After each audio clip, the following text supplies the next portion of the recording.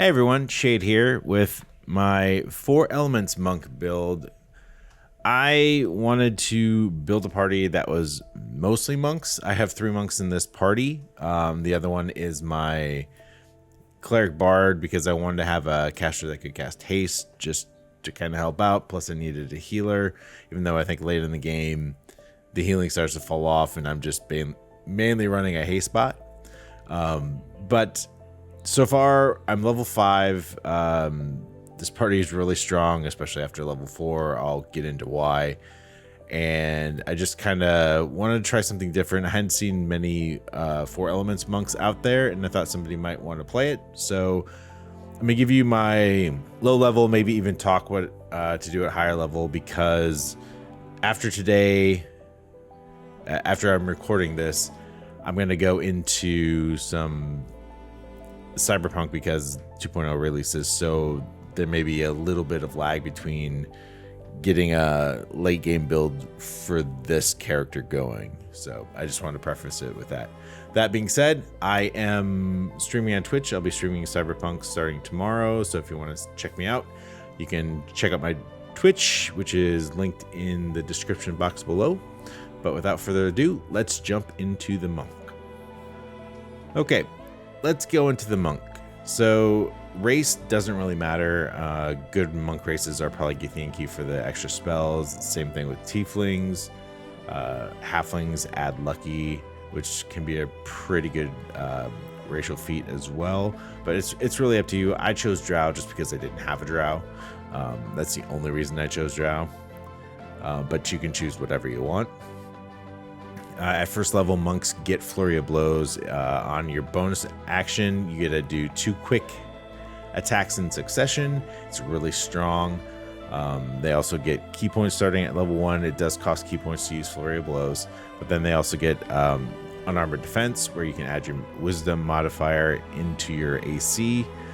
They get Dexterous Attacks, where your Dexterity can be used for attack if it's higher than your Strength. And then they get Death Strikes and Unarmed Strike. Basically, you can make an Unarmed Strike after every attack. It's pretty strong. For abilities, you want to go 16 into Dexterity, 16 into Wisdom, and then 14 into Constitution. Pretty standard. You have 4 extra points to put wherever you want. I put them into Strength so I could have some extra carrying ability. Later on down the line, you may want to respec, but at level 1, this is probably going to be your best bet. It gives you 16 AC right off the bat, some decent hit points, and you get a +3 to your attacks. It's really good. As far as skill proficiencies, sleight of hand and stealth are my backgrounds. Perception because I am a dark elf, or drow, sorry. And then I chose insight so that because I have a high wisdom, and then same with acrobatics. Acrobatics is really good because it helps you resist being shoved. At level 2, you take your next level monk. This adds just extra key points, a little bit more movement. Monks do get a ton of movement. Then you also get the patient defense, which you can spend a bonus action and a key point so that all attacks against you have disadvantage until your next turn, or you get Step of the Wind, dash, and disengage. Those cost a key point as well. At level 3, we get to choose our subclass. We're going Way of the Four Elements. This is basically a mixture of spellcasting and melee. As a Way of the Four Elements monk, you get to choose 3 spells that are tailor-made to monks, so they kind of do combine some bludgeoning damage and some spells damage on some of the attacks, or extra conditionals. We'll go through them here in a second. You also get Harmony of Fire and Water. This allows you, when you're not in combat, to regain half your key points. This is a very key intensive class. You spend a lot of them just to cast the spells, and unlike Battlemaster fighters, you do not gain the key points back if you miss. So if you miss an attack, you spend the key points. So this is actually really good because having this just allows you outside of combat to get half of your key pool back. As far as spells go, you have a bunch. They're basically tailored off of arcane spells, but they have like a monk flair to them and monk names. So you have Blade of Rhyme.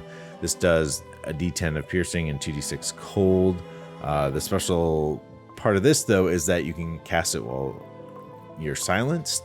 It does cost 2 key points, and it does have a short range. So unlike some of the spells that you're used to, it does not have as big a range as your regular arcane casters. It has a much limited range. So the range here is only 18 meters, whereas the other ones I think are like 30.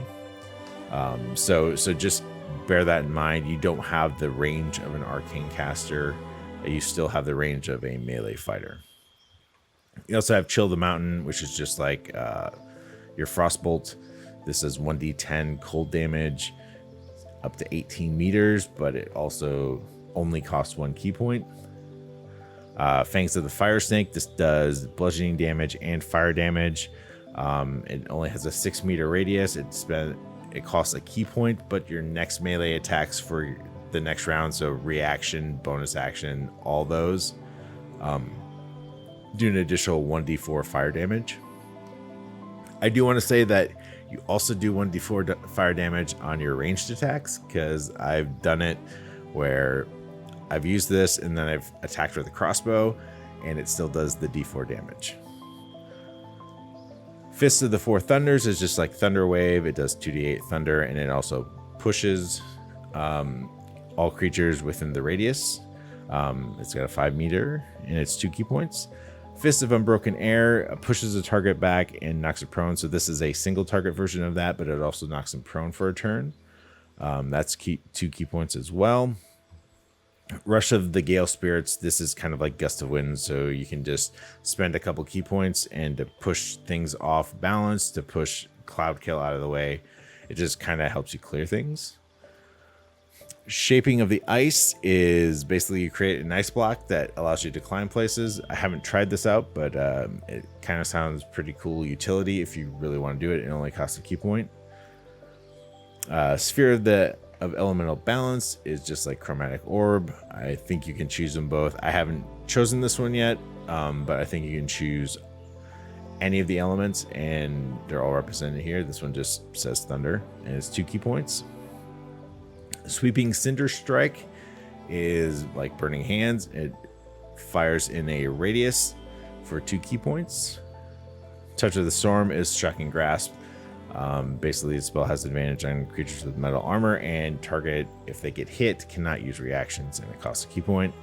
And then Water Whip. This does 3d10 bludgeoning, and you get the choice of either pulling a target towards you or knocking it prone.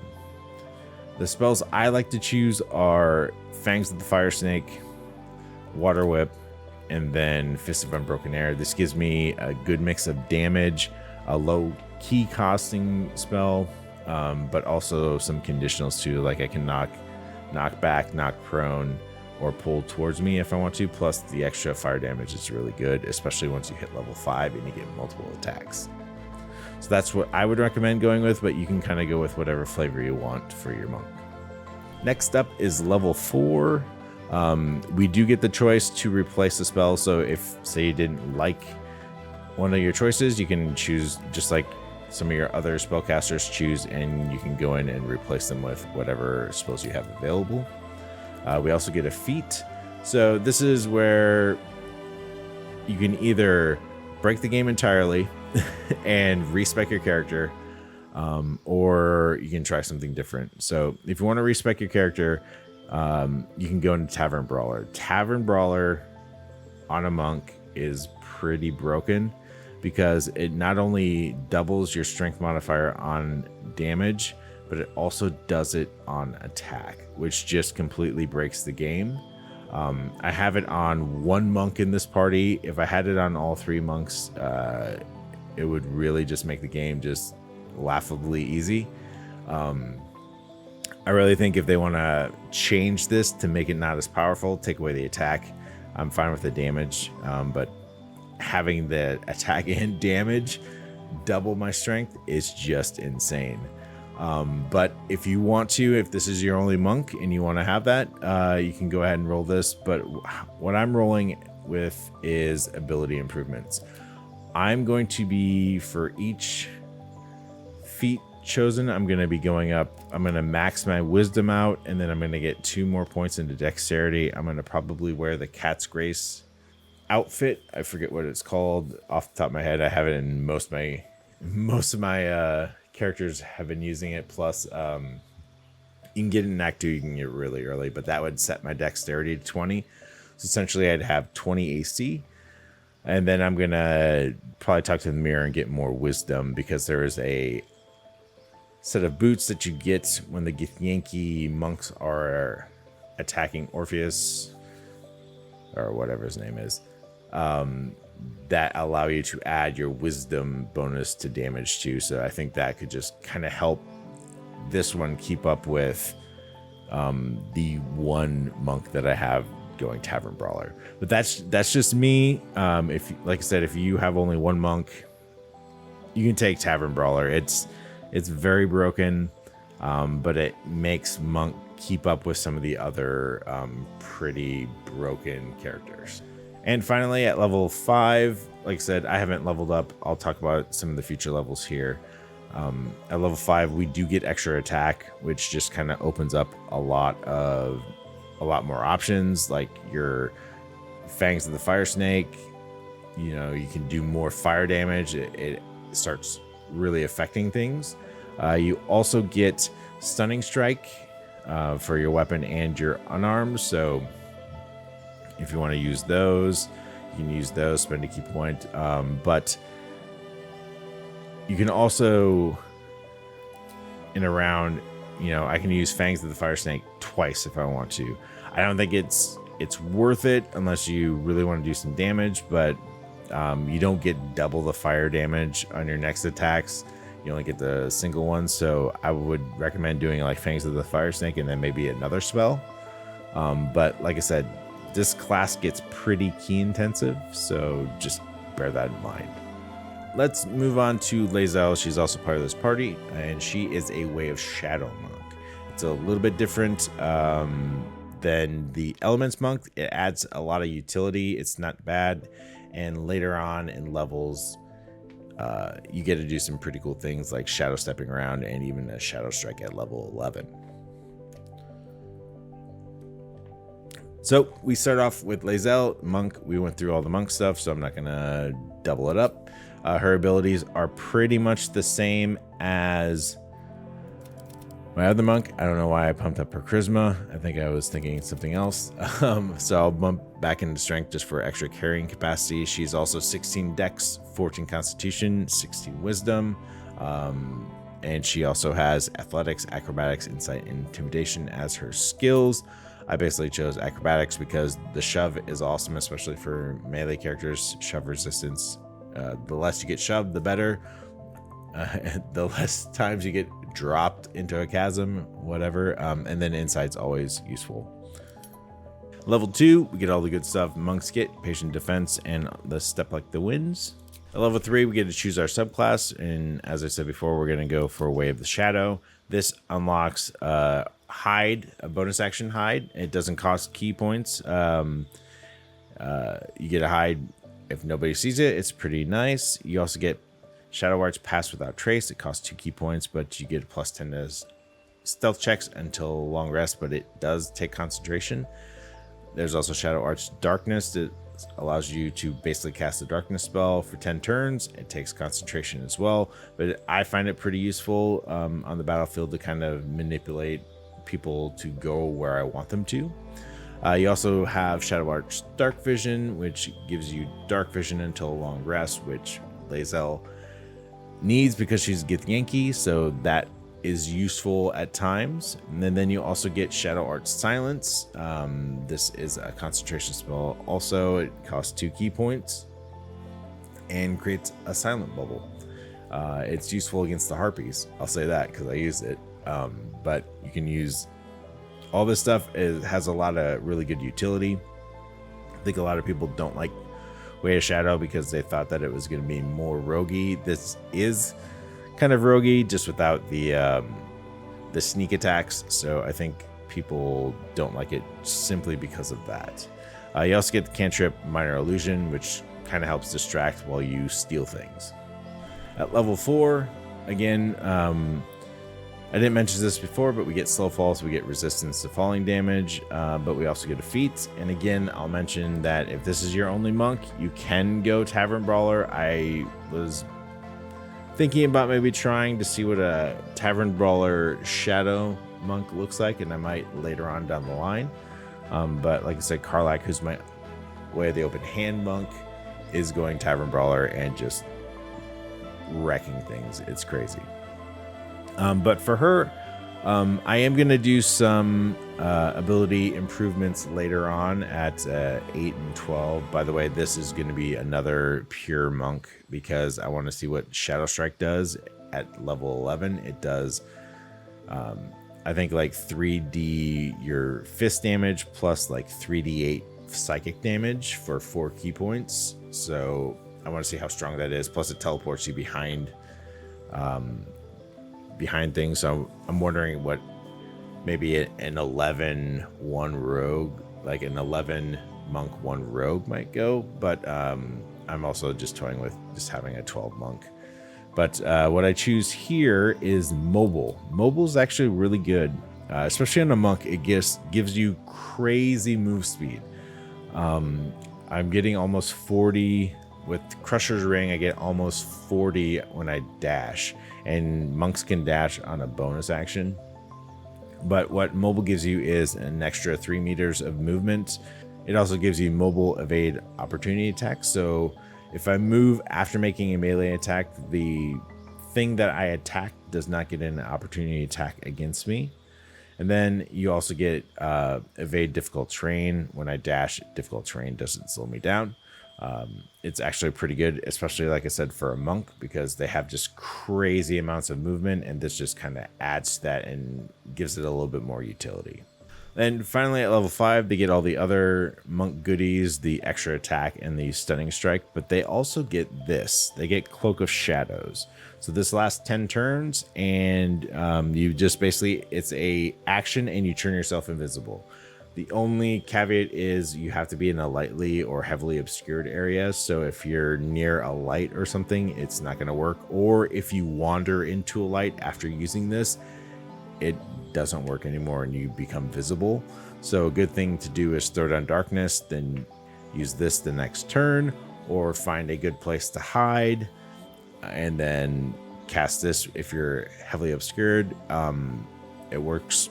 I used it against Dror Ragzlin to kind of manipulate the board a little bit.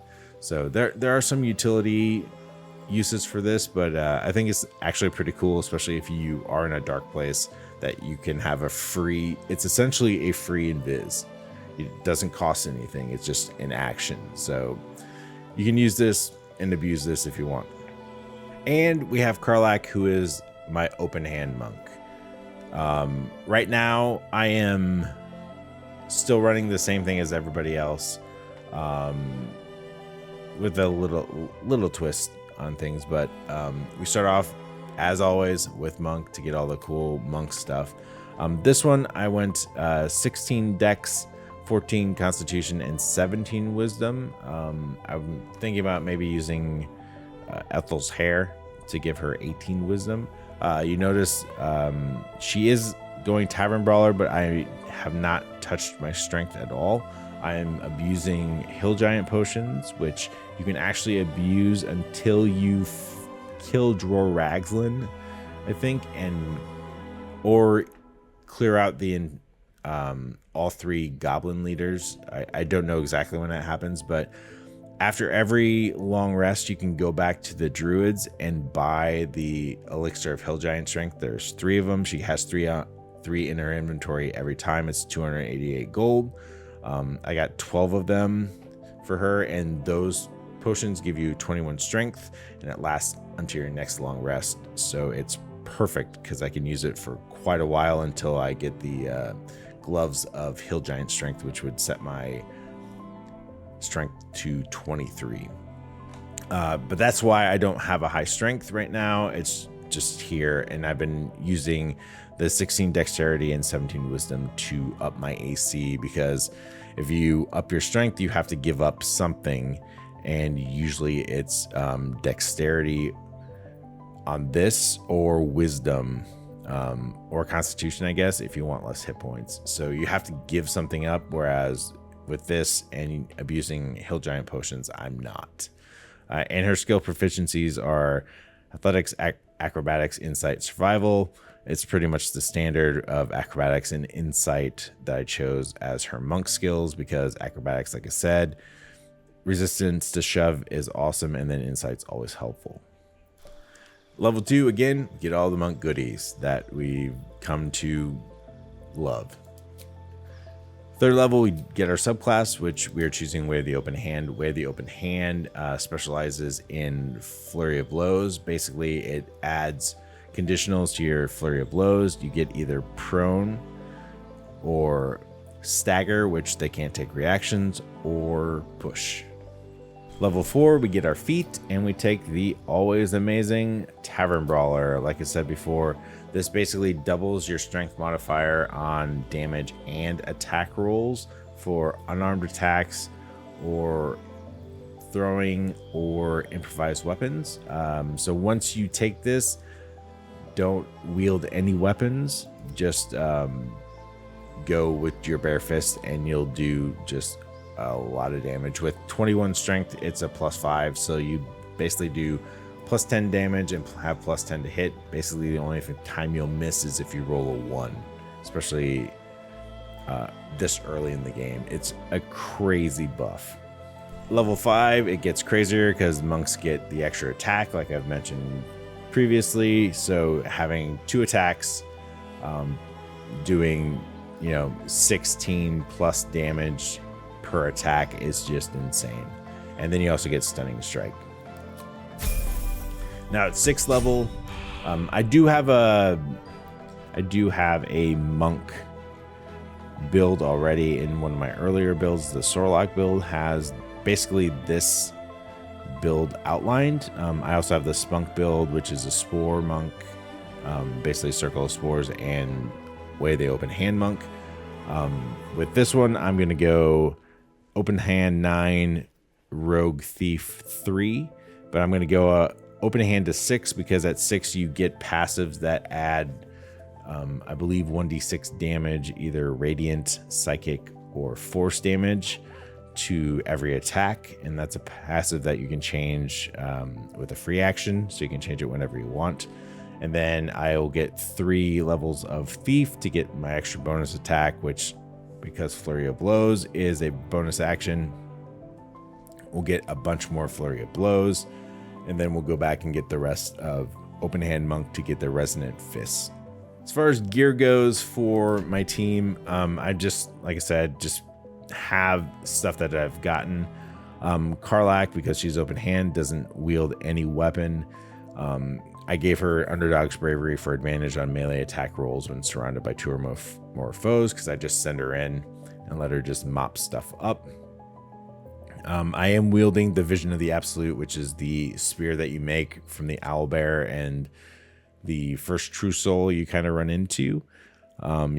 Because it has Absolute Night, it blinds targets that fail a dexterity throw, deals an additional 2d6 piercing damage to creatures that have multiple sets of eyes, which are your spectators, beholders, and even spiders. So against the Spider Queen, this weapon is actually really, really good. She's also wearing the Smuggler's Ring because she is my trap monkey, and then the Ring of Poison Resistance. Plus, I have Gloves of Power because of the sleight of hand, and the bane is just a little bit extra. Lae'zel is wielding the Spell Sparkler, giving me lightning charges, which adds lightning to her attacks. And once she gets 5 charges, the next attack does 1d8 or 1d6 lightning damage.